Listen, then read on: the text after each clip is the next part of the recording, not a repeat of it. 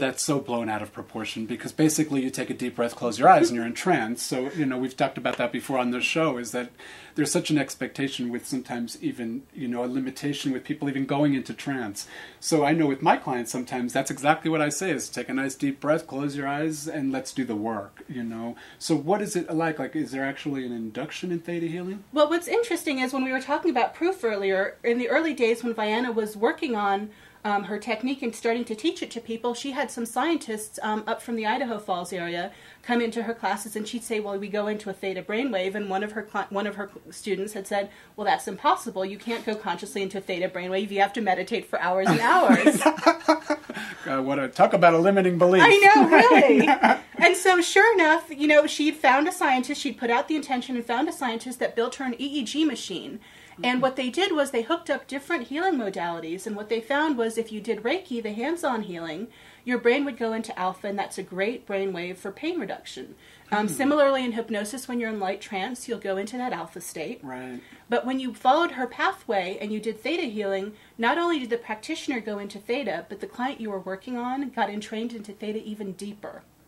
Excellent. Yeah, I love that word, entrained. It's like primary perception. By the virtue of client going into trance, you get to go into trance, and by the virtue of you going into trance, the client goes even deeper into trance. Absolutely. Absolutely. So that's how theta works. So there really isn't an induction. There's a pathway that the healer takes or the practitioner takes to get into that theta brainwave state. But once you're in that state working with the client very quickly gets entrained into that theta state, and so the changes happen very quickly.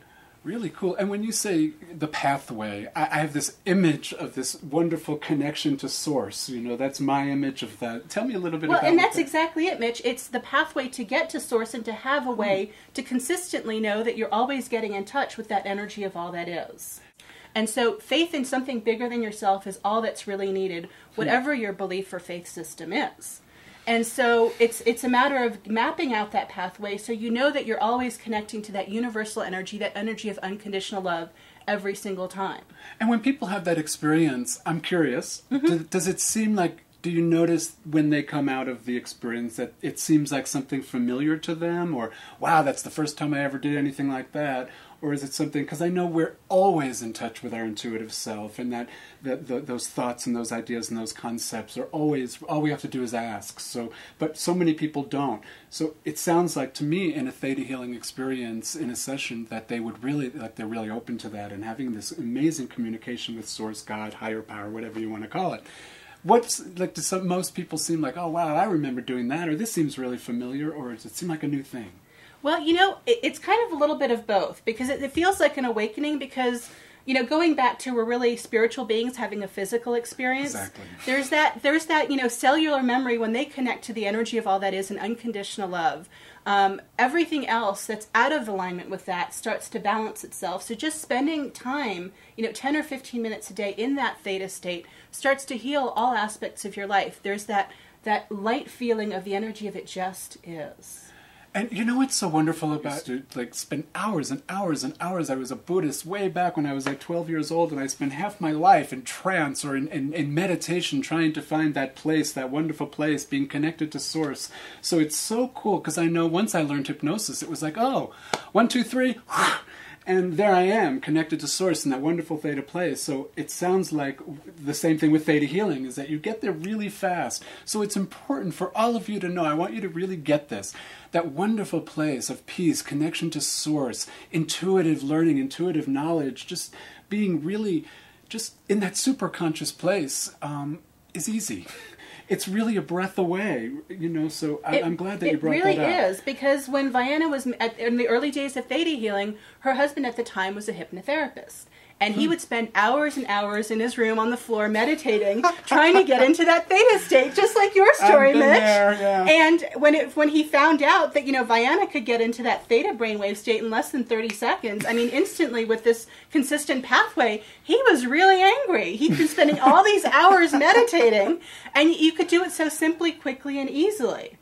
Yeah, it's big. It's really good. I'm so glad that you're saying that because it's so important for people to know that it really is just a breath away, 30 seconds away, and you could be in that wonderful place of connection and intuitive.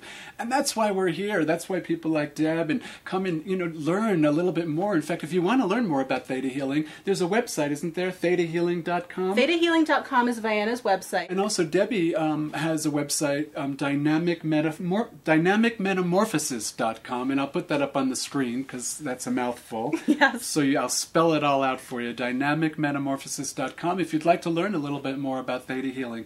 So tell me a little bit, you talked about the beliefs and stuff. Tell me a little bit about like how all those fears and all those beliefs and limited thoughts and anything in the way of people having the experience, how is all that handled in Theta Healing? What do you actually do with those? Once you, what did you call it? When you dig. Once you dig and yes. you get that belief, what do you do with all that? Well, here's the thing, Mitch. We work in Theta Healing with 4 different belief systems. So we've got the core belief systems, which are all those beliefs that we've gotten from conception to present day, from our environment, from our peers, from our friends. Then we have genetic beliefs, and those are the ones that we've gotten from grandma and grandpa, going back 3 or 4 generations. We have history beliefs, and whether past lives are a part of your belief system or not, their history beliefs are also deeper genetic beliefs going back 10 generations or more. And then because we are spiritual beings, we have soul beliefs, and those are the deepest levels of beliefs. And so in Theta Healing, what we do is that we pull and download beliefs and feelings on all 4 levels. Because if you pull a belief from only one of those levels, they'll recreate themselves on the other levels. Another level, right. And so in Theta Healing, what the practitioner does is once we've identified what the belief or the feeling is we go into that Theta state, we make a command to either pull or download that feeling. And then we come back into that person's space and witness it.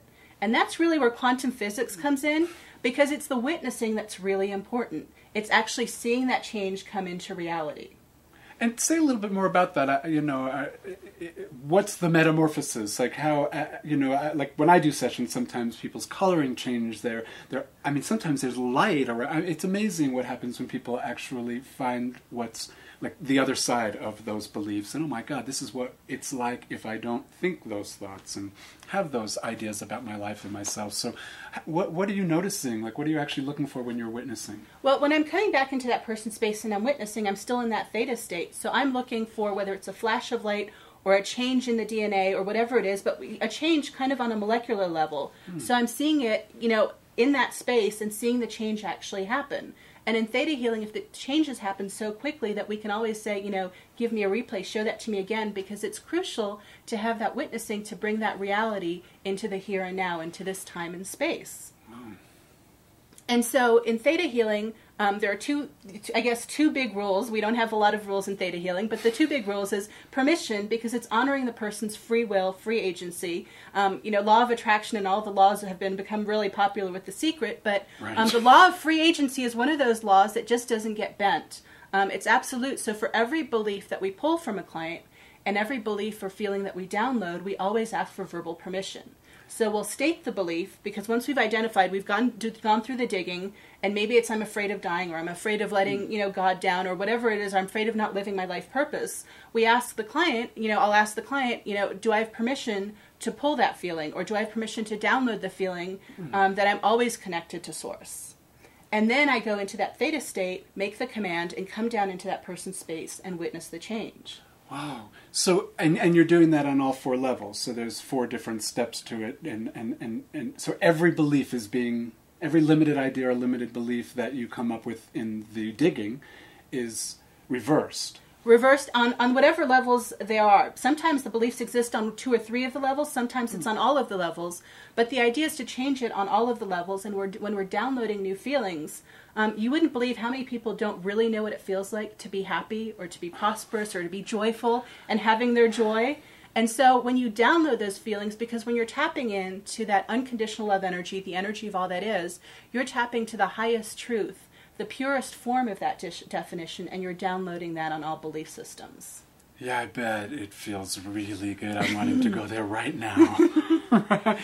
Yeah, and you know, that's a really good point also. It is pretty amazing to me. I know, you know, we've talked about this on the show where people, it's hard sometimes for people to even ask for the joy, like, or even to want it. Sometimes even just flatlining is okay because it's the lack of the grief, it's the lack of the pain, it's the lack of that yucky feeling that they get. But to ask for the joy, to move into the joy and the bliss, and I mean, that's what it's all about. Absolutely. So it's amazing to see people have that shift, and it sounds like in Theta healing it's happening pretty quick. How long would a session be?